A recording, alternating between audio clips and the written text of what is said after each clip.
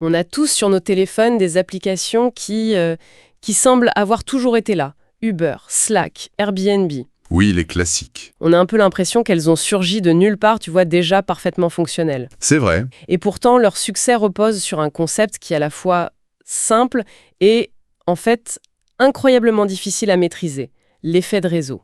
Aujourd'hui, on va justement se plonger dans les mécanismes de cet effet de réseau en s'appuyant beaucoup sur les idées du livre d'Andrew Chen, The Cold Start Problem. On va essayer de décortiquer ce qui se cache vraiment derrière. Et surtout de comprendre pourquoi ça échoue si souvent. Pand échoue et comment quelques-uns ont réussi à résoudre ce fameux problème du démarrage à froid. Le but du jeu, en fait, c'est de comprendre la logique qui a permis à ces géants de la tech de devenir des géants. Et ce qui est passionnant avec ce bouquin, c'est que ce n'est pas juste un concept théorique, tu vois, pour des cours d'économie. Non, c'est très concret. C'est un véritable manuel pratique. Ça parle de comment créer des communautés, des marchés. À partir de rien, le paradoxe du beurre, c'est l'exemple parfait pour commencer. Ah oui, l'œuf et la poule. C'est ça. Comment tu lances une application de VTC s'il n'y a aucun chauffeur? Et à l'inverse, quel chauffeur va s'inscrire sur une plateforme s'il n'y a aucun passager? C'est ce vide initial qui est au cœur de tout. Absolument. Alors, si tu veux bien, reprenons la base, pour être sûr que tout le monde nous suit bien. L'effet de réseau, en théorie, c'est très simple. Très simple. Un produit gagne en valeur à mesure que plus de gens l'utilisent.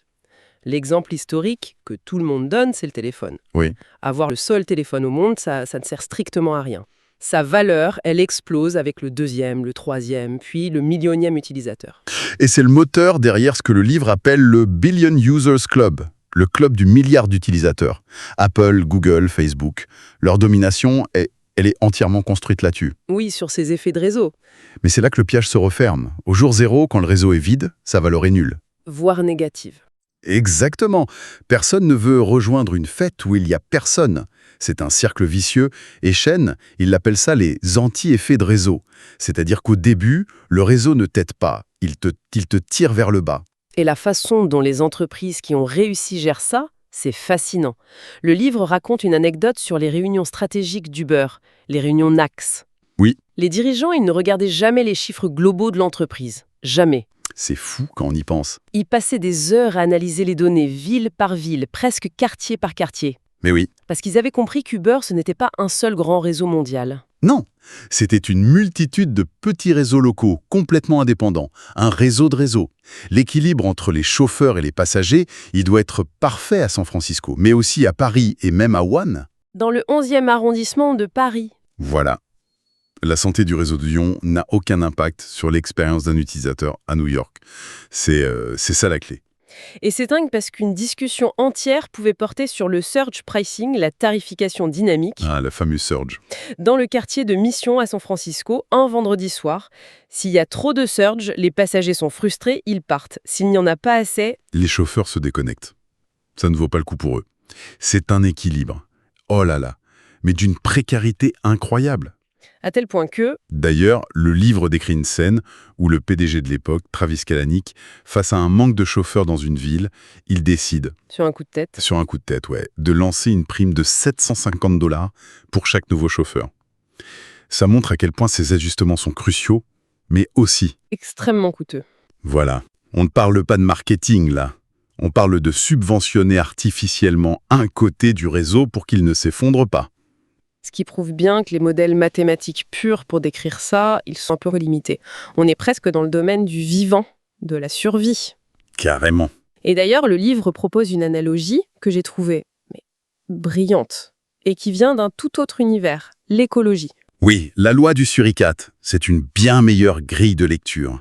Et c'est basé sur un concept scientifique qui existe vraiment en biologie, le seuil d'Halley. Le seuil d'Halley. Ce seuil, en gros, il dit qu'une population, par exemple, un groupe de suricates, a besoin d'une taille minimale pour survivre. Attends, explique-nous ça. Pourquoi un petit groupe de suricates serait-il condamné? C'est une question de sécurité collective. Si tu n'as que 2 ou 3 suricates, ils ne peuvent pas à la fois chercher de la nourriture et faire le guet pour repérer les aigles et les prédateurs. D'accord, ils sont trop vulnérables. Ils sont trop vulnérables, le groupe est stressé, il est inefficace, et il finit par s'effondrer. Mais si tu dépasses un certain seuil, disons une douzaine d'individus, là, le groupe devient viable. Ah, Certains peuvent monter la garde pendant que les autres cherchent à manger, le groupe est plus serein, plus efficace, et sa population, elle commence à croître. C'est ça, le seuil d'Allais. C'est une image hyper parlante. Donc, la plupart des nouvelles applis, des nouveaux réseaux sociaux, ils sont comme ces petits groupes de suricates isolés, Exactement. voués à disparaître avant même d'avoir une chance. Il faut atteindre ce point de bascule pour que le système devienne autosuffisant. Précisément. Le graphite dans le livre qui modélise ça, il est très clair. Tu vois le taux de croissance d'une population. En dessous du seuil, la courbe, elle plonge direct vers zéro, l'extinction. D'accord. Au-dessus du seuil, elle s'envole de manière exponentielle. C'est la raison fondamentale pour laquelle c'est si dur de créer un nouveau réseau. Il faut artificiellement pousser la population au-delà de ce seuil, en luttant contre les forces naturelles qui la tirent vers le bas. Bon, alors, la question est milliards de dollars. Comment on fait Comment on franchit ce fameux seuil? Comment on fait pour que notre petit groupe de suricates ne se fasse pas dévorer? Eh bien, et c'est ça qui est génial, la solution est totalement contre-intuitive. C'est-à-dire? Il ne faut pas viser grand. Au contraire, il faut viser le plus petit possible. Il faut construire ce que Chen appelle un réseau atomique. Un réseau atomique. C'est le plus petit réseau stable et autosuffisant que tu puisses imaginer pour ton produit. L'objectif, c'est pas la taille brute, c'est la densité. Le livre donne des exemples géniaux pour ça. Prends Slack, l'outil de communication pour les entreprises. Oui, Ils n'ont pas fait un grand lancement mondial en mode « Allez-y, inscrivez-vous », hein. non, ça aurait été un échec garanti. Leur réseau atomique à eux, c'était quoi? C'était une seule équipe projet, une petite cellule de 3 à 10 personnes. Ah, d'accord. Si tu arrives à convaincre une seule équipe de développeurs d'utiliser Slack et que ça devient leur outil principal, tu as créé un réseau stable. Il est minuscule, mais il fonctionne.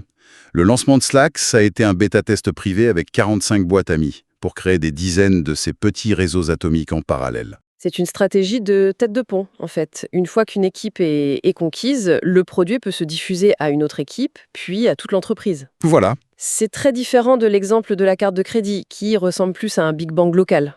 c'est une autre approche, mais pour le même but, la densité. En 1958, Bank of America veut lancer sa carte de crédit. Toute la Californie. Impossible. Le réseau aurait été trop dilué. Personne ne l'aurait eu, aucun magasin ne l'aurait accepté. Exact. Ils ont donc choisi une seule ville, Fresno. Et pourquoi Fresno? Parce qu'ils y avaient une position dominante.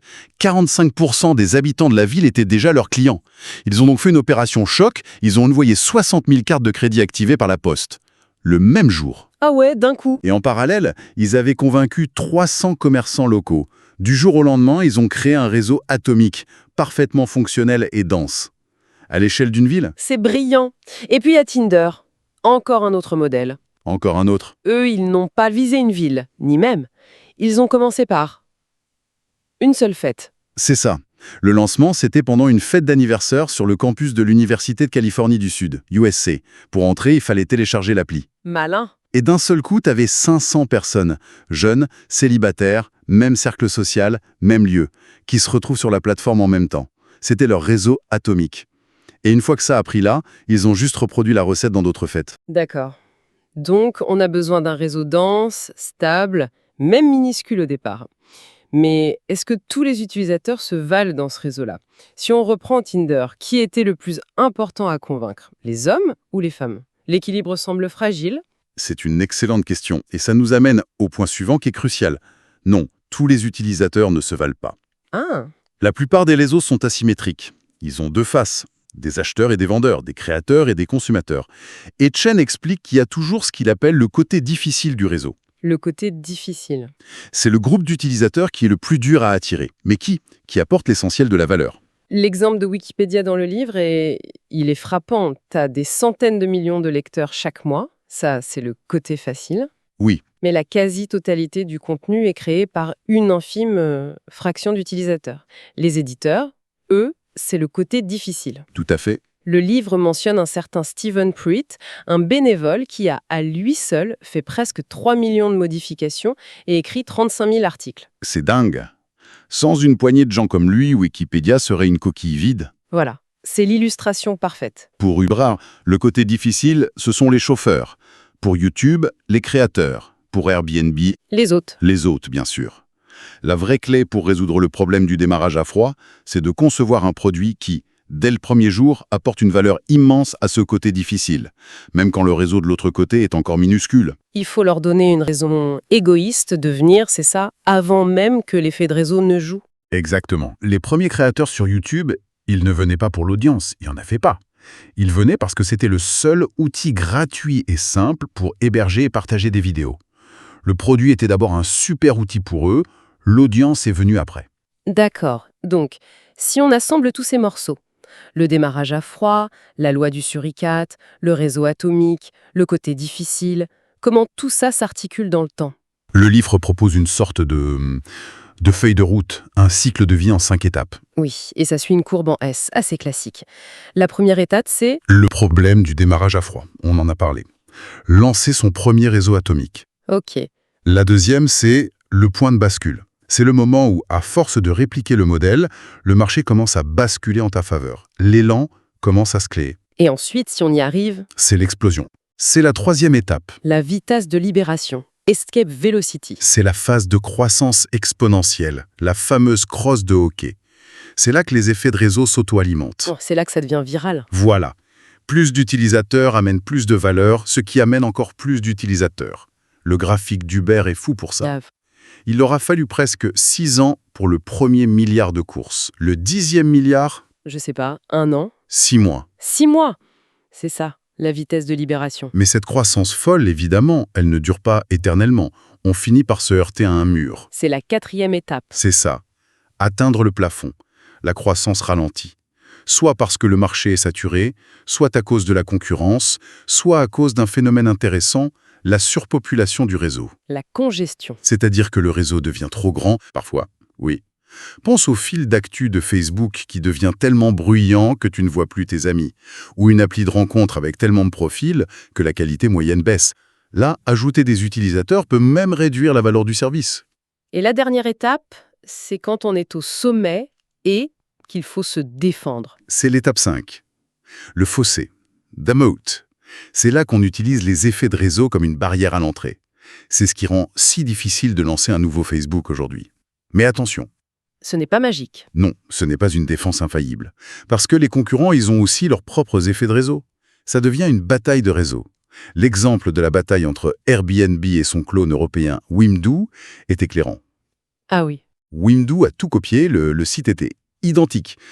Mais ils n'ont jamais réussi à répliquer le réseau de confiance d'autres, de voyageurs, qu'Airbnb avait mis des années à construire, ville par ville, réseau atomique par réseau atomique.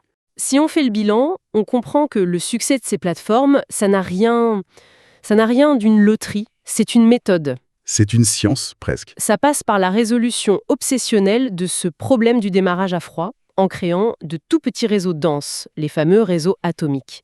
Et souvent, en se concentrant corps et âme sur la partie la plus difficile du marché. Finalement, l'analogie avec les suricates nous rappelle que sous le vernis de la tech, c'est une simple question de survie, atteindre une masse critique ou disparaître. Absolument. Et la pensée finale que ça inspire, si on élargit un peu, c'est que ce cadre de pensée, si inspiré de l'écologie, de la biologie, il suggère que ces réseaux numériques sont régis par des lois quasi naturelles, Des principes de communauté, de densité, de survie. de prédation même. Et ça soulève une question qui est, je trouve, fascinante pour notre époque. En construisant ces plateformes, est-ce qu'on est juste en train de concevoir de la technologie ou est-ce qu'on est en train de devenir, sans forcément le vouloir, des architectes d'écosystèmes sociaux, avec toutes les responsabilités que ça implique? La frontière entre les deux devient de plus en plus floue. De plus en plus flou.